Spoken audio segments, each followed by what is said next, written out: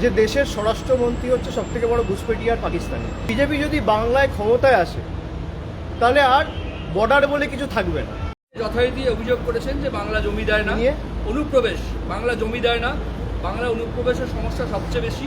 BJP ক্ষমতায় এলে এটার সমস্যার সমাধান করবে এবং পাশাপাশি আজকে বলেছেন যে 2/3 আসন নিয়ে ক্ষমতায় আসবে বিজেপি।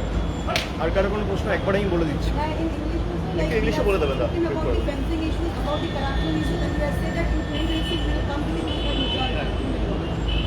আর কারো কোনো প্রশ্ন নেই। নাগরিকত্ব দেওয়া। দেখুন, এই চিত্রনাট্য তো প্রায় আমরা 5 বছর ধরে দেখছি, আর একই ক্যাসেট প্রায় বাজিয়ে গেছেন। আমি জানি না উনি বেঙ্গলের পলিটিক্স কতটা ফলো করেন। উনি অনুপ্রবেশ নিয়ে যে কথাগুলো বলেছেন, আমি অমিত শাহকে অনুরোধ করব যে দয়া করে উনার রাজ্যসভার এমপি দুদিন আগে যে বক্তব্য রেখেছেন অনন্ত মহারাজ, তার কথাটা মন দিয়ে শুনতে। 2 মাস আগে তাদেরই লোকসভা এমপি জগন্নাথ সরকার যে কথাটি বলেছে সেই কথাটি মনোযোগ দিয়ে শুনতে। আমি বলছি না 50 জনের বেশি বিজেপির এমএলএ যে রাজ্যসভার সাংসদকে পদ্মফুল চিহ্নে জিতিয়ে রাজ্যসভায় পাঠিয়েছে, সেই বিজেপির সাংসদ অনন্ত মহারাজ বলছেন যে দেশের স্বরাষ্ট্রমন্ত্রী হচ্ছে সবথেকে বড় ঘুষপেটিয়া আর পাকিস্তানি।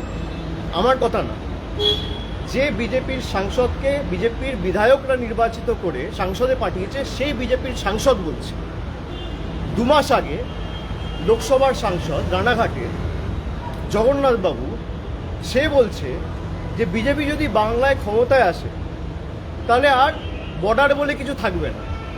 সেই বর্ডার অমিত শাহ সিকিউর করার জন্য মমতা বন্দ্যোপাধ্যায়কে দায় দিচ্ছে।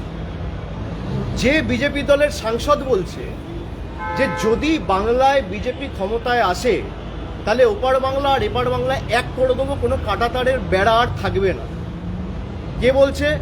জগন্নাথ মজুমদার। আমি বলছি না, তৃণমূল বলছে না, বলছে বিজেপির নির্বাচিত সাংসদ। বিজেপি কি তার বিরুদ্ধে কোনো শোকজ নোটিশ সার্ভ করেছে? বিজেপির সর্বভারতীয় সভাপতি বা দলের নেতৃত্ব কি তাকে দল থেকে বহিষ্কার করেছে? বিজেপির নেতৃত্ব তার বিরুদ্ধে কোনো রকম কোনো ব্যবস্থা নিয়েছে? এখনো পর্যন্ত রাজ্যসভার সাংসদ অনন্ত মহারাজকেও শোকজ করা হয়নি, আর আমি যতদূর জানি জগন্নাথবাবুকেও শোকজ করা হয়নি। তা অমিত শাহ আগে তাদের দলের বিধায়ক লোকসভা এবং রাজ্যসভা তাদের সাথে কথা বলুক, তারপর এসব বলুক।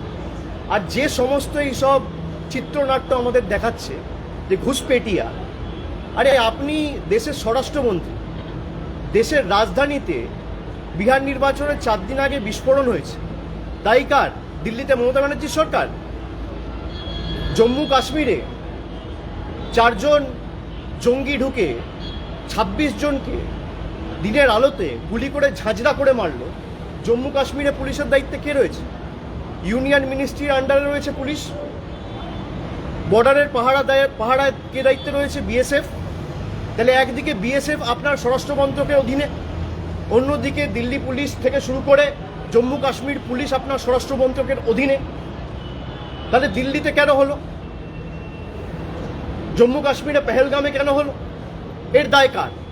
ভারতবর্ষ যবে থেকে স্বাধীন হয়েছে, দেশের স্বাধীনতার পর সারা দেশে সবথেকে ব্যর্থতম এবং সবথেকে অপদার্থতম যদি কোনো স্বরাষ্ট্রমন্ত্রী থেকে থাকে তার নাম হচ্ছে অমিত শাহ।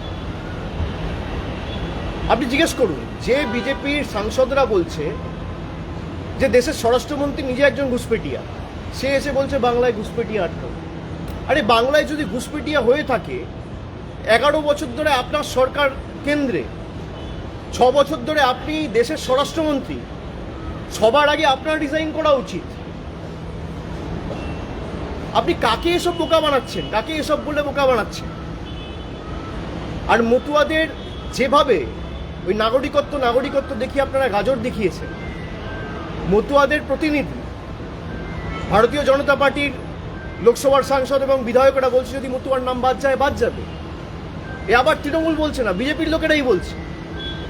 দুর্নীতি বন্ধ করার কথা বলছে, আর সব থেকে বড় দুর্নীতিবাজ থেকে পাশে বসিয়ে প্রেস কনফারেন্স করছে, যাকে টিভির পর্দায় টাকা নিতে দেখা গেছে। এই হচ্ছে ভারতীয় জনতা পার্টির রাজনীতি।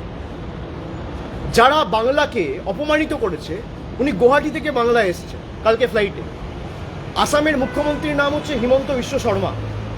তিনি 2 মাস আগে বলেছেন যদি কেউ বাংলায় কথা বলে তাকে ধরে ডিটেনশন ক্যাম্পে নিয়ে যাও, জেলে ঢোকাও। আপনি হিমন্ত বিশ্ব শর্মার বিরুদ্ধে কি ব্যবস্থা নিয়েছেন? বাংলার ইতিহাস জানে না। রবীন্দ্রনাথ ঠাকুরকে আজকে বলেছে রবীন্দ্রনাথ সান্যাল। রবীন্দ্রনাথ ঠাকুরের জন্মস্থান জানে না। এদের নেতারা মা দুর্গার বংশ পরিচয় নিয়ে প্রশ্ন তোলে, ঈশ্বরচন্দ্র বিদ্যাসাগরের মূর্তি ভাঙে, স্বামী বিবেকানন্দকে বামপন্থী প্রোডাক্ট বলে। তাদেরকেই পাশে বসিয়ে অমিত শাহ প্রেস কনফারেন্স করে বলে সোনার বাংলা তৈরি করব। এই হচ্ছে বিজেপির প্রকৃত স্বরূপ।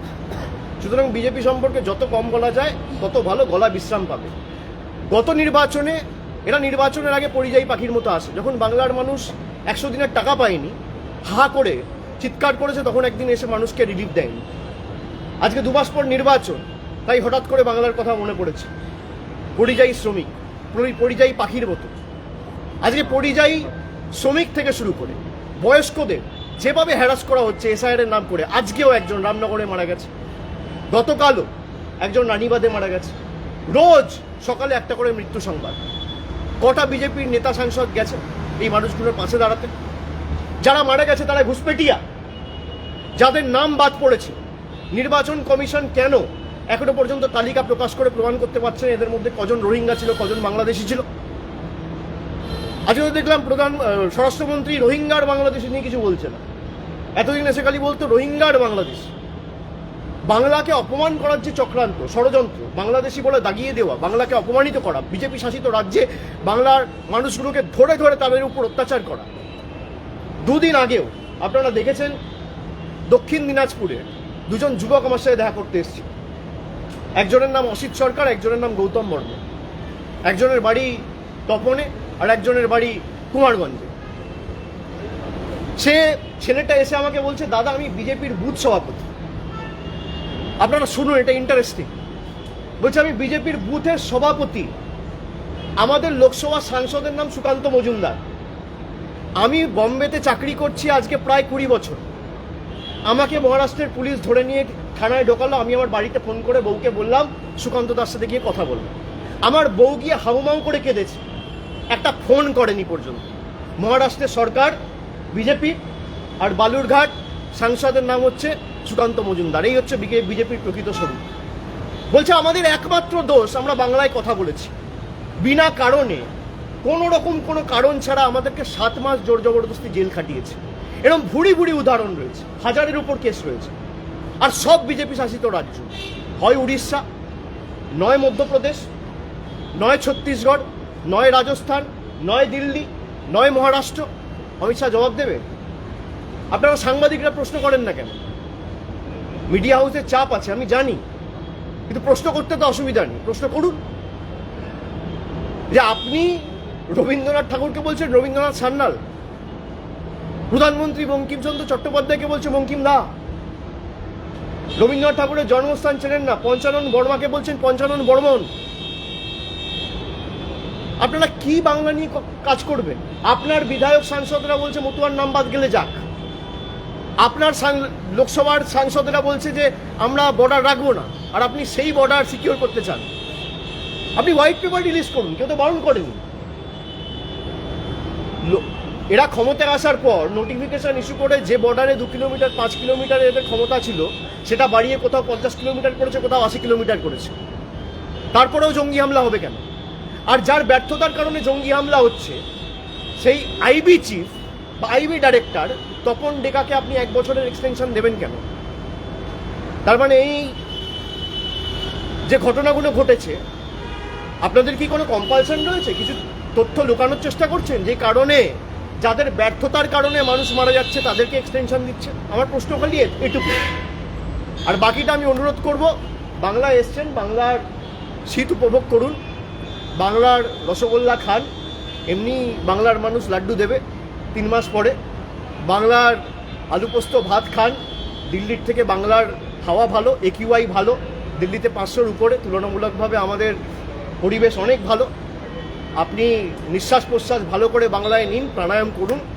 আর খালি নির্বাচনের আগে নয়, প্রতি মাসে বাংলায় আসুন, বাংলার মানুষের কথা শুনুন, পারলে বাংলার মানুষের পাশে দাঁড়ান। অনেক ধন্যবাদ। অসম্মানের অভিযোগ রাজ চক্রবর্তীর বিরুদ্ধে। কলার তুলে নয়, বুক চিতিয়ে চলা।